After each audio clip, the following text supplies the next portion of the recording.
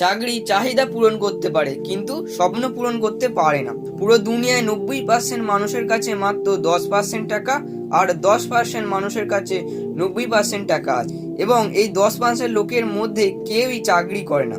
এই সব কিছু চিন্তা করার পর আপনি সিদ্ধান্ত নিয়েই নেন যে যাই হোক না কেন আপনি ব্যবসা করতে চান। কোনো ব্যবসা শুরু করার জন্য ইনভেস্টমেন্ট ও অভিজ্ঞতা থাকা অনেক বেশি প্রয়োজন। আপনি যদি চান কম বিনিয়োগে বা ইনভেস্টমেন্টে এর সাথে ব্যবসা শুরু করতে পারেন, কারণ আজকে আমি আপনাদের সাথে এমন 5টি ব্যবসা আইডিয়া নিয়ে আলোচনা করব যেটা কিনা 2024 সালে আপনার জন্য সেরা ব্যবসার বিকল্প হতে পারে। প্রথম বিজনেস আইডিয়াটি হলো একটি ফাস্ট ফুড সেন্টারে ব্যবসা শুরু করুন। কম ইনভেস্টমেন্টের মধ্যে শুরু করা ব্যবসার মধ্যে ফাস্ট ফুড সেন্টারের ব্যবসা এক বিকল্প আইডিয়া, কারণ এর থেকে আপনি ভালো ইনকাম করতে পারেন। একবার আপনি যদি ভালো মানের খাবার ও সার্ভিস দিতে পারেন, তাহলে পরবর্তী সময়েও আপনি অনেক বড় জায়গায় নিয়ে যেতে পারেন। আপনার ফাস্ট ফুড এর ব্যবসাকে আপনি ভবিষ্যতে প্রতিষ্ঠিত করতে পারেন। তবে আসল কথা হলো, কম ইনভেস্টমেন্টে শুরু করা হয় বলে এই ব্যবসায় প্রতিযোগিতা একটু বেশি, কিন্তু তার সাথে সাথে লাভের পরিমাণও বেশি। প্রতিটি ব্যবসায় কম বেশি প্রতিযোগিতা থাকে, তবে এটা আপনার উপর নির্ভর করবে যে আপনি ব্যবসায় কি সার্ভিস ও কৌশল উপলব্ধি করে কাস্টমারদের কি ইউনিক খাবার দিতে পারছেন এবং প্রতিযোগিতাকে কমিয়ে ভালো ইনকাম করতে পারেন। আর ইনভেস্টমেন্ট বলতে 10 থেকে 15,000 টাকার মধ্যে আপনি শুরু করতে পারেন এই ব্যবসা। দ্বিতীয় বিজনেস আইডিয়াটি হলো কম্পিউটার মেরামতের পরিষেবা। বর্তমানে প্রায় 95% অফিসে কাজের জন্য কম্পিউটার বা ল্যাপটপ ব্যবহার করা হয়। তাছাড়া আরো অনেক ক্ষেত্রে যেমন কম্পিউটার প্রশিক্ষণ কেন্দ্র, গ্রাফিক্স, জেরক্স, এখন অধিকাংশ বাড়িতেই কম্পিউটার বা ল্যাপটপ থাকে।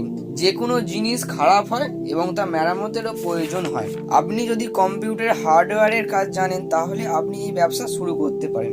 আর যদি অভিজ্ঞতা নাও থাকে, তাহলে আপনি যে কোনো কম্পিউটারের দোকানে কাজ করে শিখে নিতে পারেন 2 থেকে 3 মাসের মধ্যে, যদিও আপনার এ বিষয়ের উপর আগ্রহ থাকে। তারপর আপনি নিজের দোকান ও নিতে পারেন এবং তার সাথে সাথে বাড়িতে গিয়ে অফিসে গিয়ে কম্পিউটার মেরামতের কাজ করতে পারেন।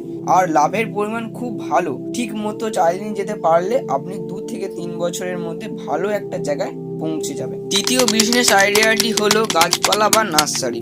আপনি যদি উদ্ভিদ প্রেমী বা গাছপালায় ভালোবাসেন, তাহলে এই ব্যবসা আপনার জন্য সেরা।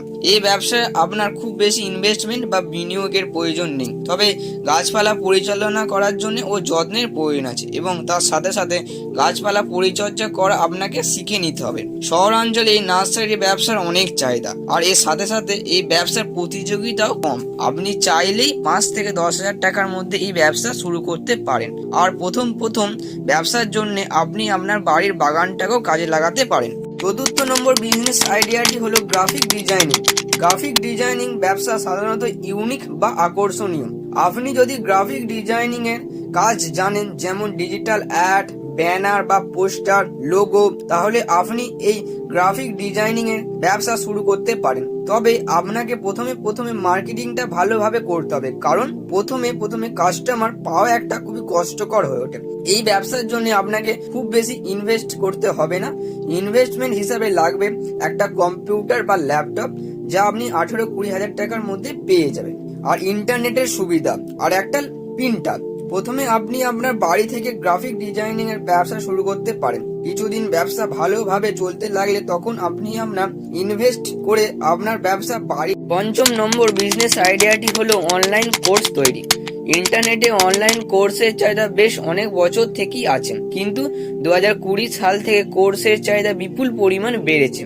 এরকম অবস্থায় আপনি যদি কোনো টপিক বা বিষয়ের ওপর পারদর্শী হন এবং ওই টপিক যদি খুব ভালো করে সহজেই ব্যাখ্যা করতে পারেন, তাহলে আপনি একটা উপযুক্ত অনলাইন কোর্স তৈরি করতে পারেন। তারপর সেই কোর্সটিকে আপনার নিজের একটা ওয়েবসাইট অথবা ইন্টারনেটের এমন কিছু সাইট আছে যেখানে আপনি আপনার কোর্সটি বিক্রয় করতে পারেন।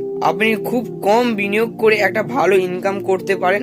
আপনার কোর্সের সাথে সাথে আপনার জনপ্রিয়তা বেড়ে উঠবে, আর আপনি আপনার জনপ্রিয়তা পেলে আপনার অনলাইন কোর্সের ব্যবসা সফল হবে। তাহলে আর দেরি না করে এরই মধ্যে আপনার পছন্দের মতন যে কোনো একটি ব্যবসা আইডিয়া নিয়ে কাজ শুরু করুন।